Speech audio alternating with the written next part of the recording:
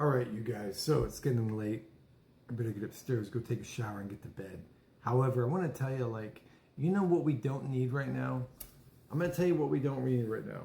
What we don't need right now is this King of the Hill reboot. This King of the Hill next season. Is it season 13 or like season 14? I haven't looked. I've only seen clips of it so far. And I am so thoroughly disappointed because one, when that show came out, I didn't really watch it. I really wasn't interested in it, and I didn't find it interesting.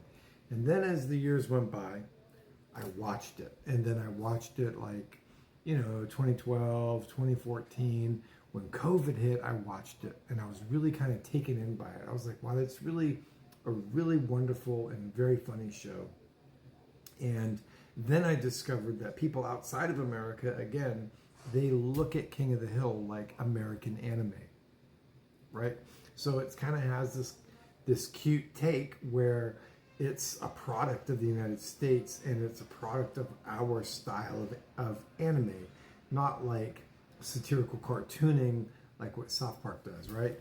It's its own style. It tells its own stories, and it's funny and it makes you laugh. And there's like an avoidance of realism, but there's realism, right?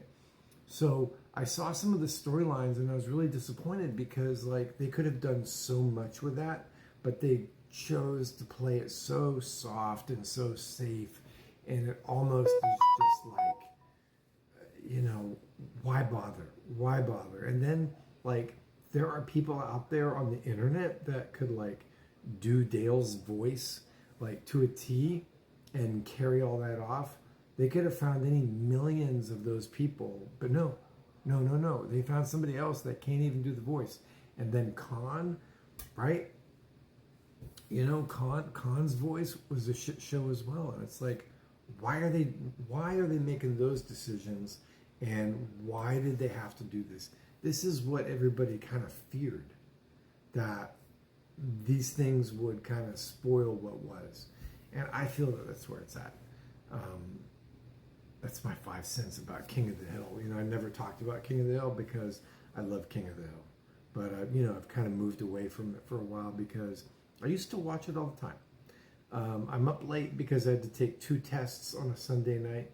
Yeah, we still got to take tests, right? So I'm taking tests in my master's program, and I had to take one 10-question test. And it was on Vygotsky and Jean Piaget, child and adolescent theories, right? 10 out of 10 on that. It was just a quick quiz, a reading quiz.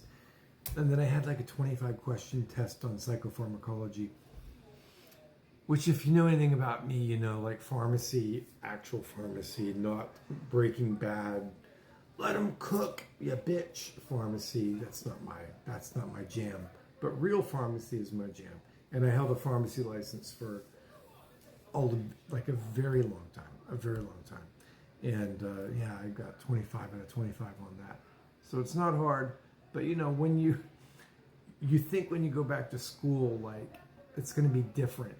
And I'm very thankful for my school, especially this week, because, short story, I had clinical hours this week, and I had to do some role play with some folks it's basically like a doctor's roundtable. And I had to do a little bit of role play to, tease out this kind of patient vignette scenario.